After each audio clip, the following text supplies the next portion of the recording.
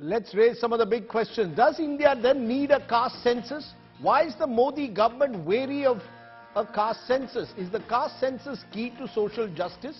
And how will this help governance and how will it play out politically? Why is it such a political hot potato ahead of the 2024 elections? Joining me now, Yogendra Yadav, co-founder Swaraj India, Anshul Abhijit is Congress spokesperson, and Guru Prakash Paswan is BJP spokesperson. And I turn to you, Guru Prakash Paswan, because the BJP makes a lot about Mr. Modi being an OBC leader, Prime Minister, his OBC identity, and yet is reluctant to bring a caste census that would tell us what is the percentage of OBCs in this country.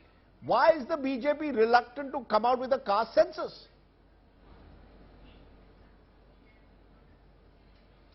Rajdeep ji, a very warm good evening to you and my fellow panelists. A couple of things first. So you played the video of speech made by Mr. Rahul Gandhi, who is a very senior leader of the principal opposition party of the Indian Parliament. So he said, and he said a factually incorrect thing of historical proportion. He said, and I quote, Modi ji, aapne 50% ka cap laga ke rakha hai reservation pe. Rajdeep ji, you are a senior journalist.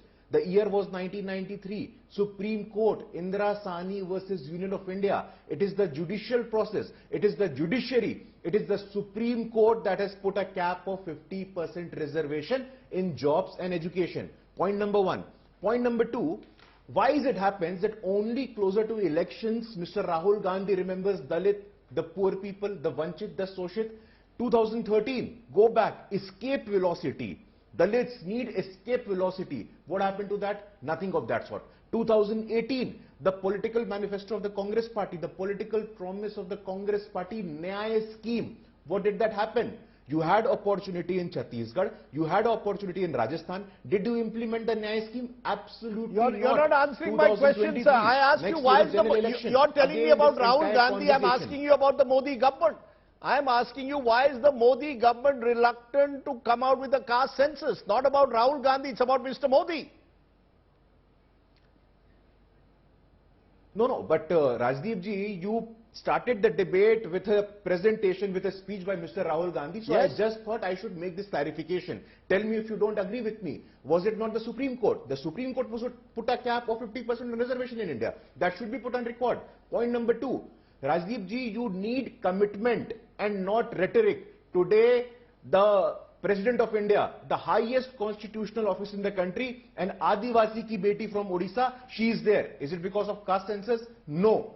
The most powerful Prime Minister in our history comes from OBC community. Did we need a caste census? No. You need commitment and not pure rhetoric. What Mr. Rahul Gandhi is indulging in is pure rhetoric. Okay. Look at the historical and remarkable representation of OBCs in the Union Council of Ministry. Look at the Padma awardees. Look at the Rajya Sabha. Look at the Lok Sabha. Look at the organizational positions. Look at the positions in the universities. For the first time, the conversation on social justice is focusing on representation, justice, respect and recognition. Okay, so Mr. Rahul Gandhi's party, it was none other than Mr. Rajiv Gandhi.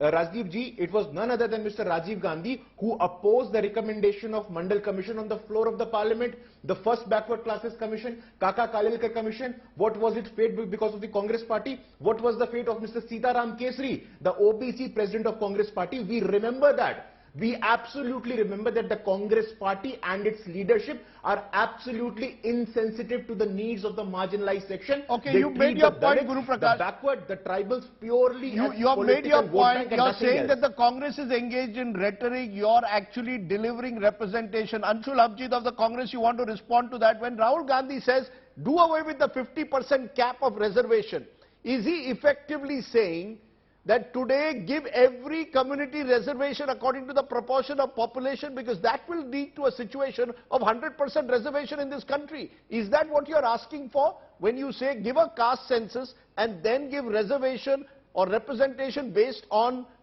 community proportions? No, what we are saying is that we need a caste-based census, because only a caste-based census will actually bring out and will highlight the inadequacies that exist in our policies. And the need is urgent, it is contingent right now, because for the last 8 years, you've not even had a general census of the population as yet. So where is the data? Where is the data which is entirely speculative, which is built with data on unemployment, on poverty, data on your labor force participation rate? Until you have a census which is based on accurate data, can you not have accurate policies, government policies, which get down to the poor and the needy? Now, this is an extension of that. You can ascribe any motives that you want, Rajdeep, at a time of elections, but it was the Congress government at that time which actually initiated a caste-based census. No, but you didn't. No, in 2011 you gave this country a census that had socio-economic data, but you didn't release the numbers. You didn't release the 2011, you didn't release the caste numbers. Now in 2023, you're calling for a caste-based census because the 2024 elections are coming up. This is not related to elections. We never had elections then. There were a number of other reasons why the data was not released. Why didn't the BJP release that particular data? Why didn't you? Everything is you could have put out the data in 2011 itself. Why? Well, there was a number of reasons. Look, at that particular point in time, the earlier thing about caste census was that caste census is actually, there are certain moral and sort of ethically wrong problems with caste census. You know, it was just like reinforcing colonial stereotypes when colonialism was all about, you know, caste censuses, power through division of people, administrative control. So we didn't want to reinforce those kind of stereotypes. That changed over a period of time when we realized that socio-economic sort of development has nothing to do with actually doing a census. You need to do it to ensure that those who are needy, those who require help from the government, accurate policies have to reach down to the poor. So you want reservations to cross 50%. As a policy, you want reservations to be on the basis of proportion of size of a population. Am I correct? If tomorrow it is found that 50% of India is OBC, will you ask for 50% reservation for OBC, yes or no? There has to be a proportionate allocation of resources in this country according to those who need it. The BJP has been denying. There is a complete opacity as far as basic general data is concerned. Forget about being a caste census. All your data is entirely speculative and fabricated. How can you formulate a policy on unemployment and poverty levels when there is not even a census which is being done? Yes, but you're not directly, you're escaping my answer on how you want reservations to be done. You don't seem to be telling me whether you want reservations in proportion to the size of the population. But Yogendra Yadav, listening very carefully, you've written a piece today where you've said every Indian who is for abolishing the caste system and its inequalities must support and demand collection of caste-wide data in the census. You want to explain that? You're actually calling, you actually believe a caste-based census will help in the abolishing of the caste system and its inequalities. Absolutely, Rajdeep. It's an older piece, a point that I've been arguing over the years. Look, in the last 100 years, if there is one consensus in this country from the left to the right, it is this, that caste system is a disease, that the inequality of caste system must be dismantled, annihilated, as Baba Sahib said. So on this we have a consensus in this country, which is beyond parties and partisanship. Number two, I suppose there is a consensus among the doctors and medical researchers anywhere in the world that if you want to cure a disease, the first thing that you do is to collect evidence about its prevalence, about its cause, about the impact of medicines and so on. Incidentally, that's not just medical system. This is something which is repeated by the courts, judiciary in India again and again. So if you combine these two things, it follows that if you are serious about ending the menace of caste system and caste inequalities, the first thing that you should do is to measure it, collect data about it. Closing your eyes to a problem does not solve it. If you want to eliminate racism in the US, the first thing you do is to try and collect evidence on the Hispanics, on blacks and so on. This is what is done all over the world. No, but would you link it to reservations? Would you link it, you know, the fear missing in this country? But Yogendra Yadav ji, the belief is that because this is politically such a fraught issue, the moment you do that, the next step will be, there will be demand. Let's assume that the caste census shows 52% of India is OBC. The next thing will be, don't give us 27% reservation, give us 52% reservation. Is that the next step? So Rajdeep, this is like saying, in case we do an ultrasound, and in case we discover this, will you recommend steroids? Are steroids good or not? I would say, भाई पहले ultrasound तो करवा लो ना, उसके बाद debate कर लेंगे कि steroid देना चाहिए कि नहीं देना चाहिए. Whether steroids are good or bad cannot be an argument about doing an ultrasound. That's one. Now let me specifically say to you, Rajdeep, is this not a scandal? Please, you read about the world, unlike most journalists. Tell me, name me one country, Rajdeep, and I invite both my co-panelists to do so.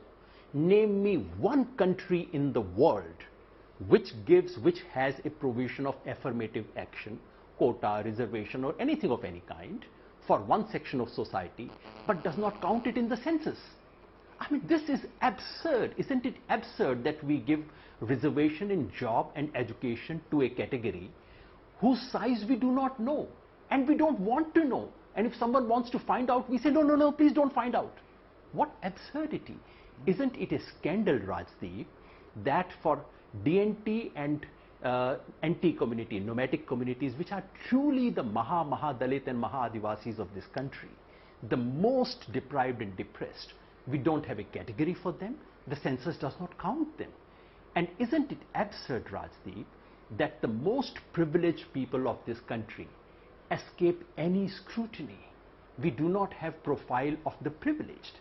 So I would submit, as I've said in that article, I would submit that those who are serious about eliminating caste system in this country, whether they are for reservation or they are against reservation, doesn't matter. All of them, if they are honest, all of them should say, okay, let's collect evidence. Maybe if you collect evidence and find out that these OBCs are doing better than general caste in terms of education, well, in that case, you don't need to give them reservation. Why are you not interested in finding out facts? Incidentally, about the OBC, since you asked me, Rajdeep, two things I would say. One is that everyone knows that the reservation for SC and ST is linked to their proportion in population.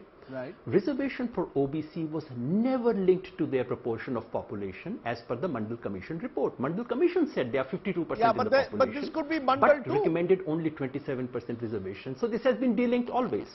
Okay. Sorry?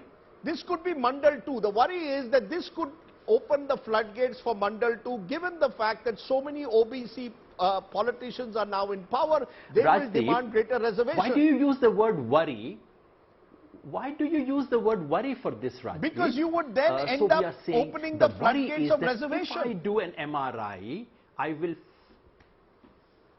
Rajdeep, reservation is one of the measures of affirmative action. Right. And I do not expect people like you to be worried about these things. We should be worried about the fact of inequality. Okay.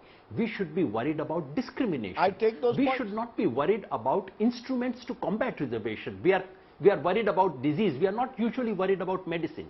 Okay, well, point taken. Guru Prasad Paswan, a final word. You want to respond to that? Why is the government so scared of data?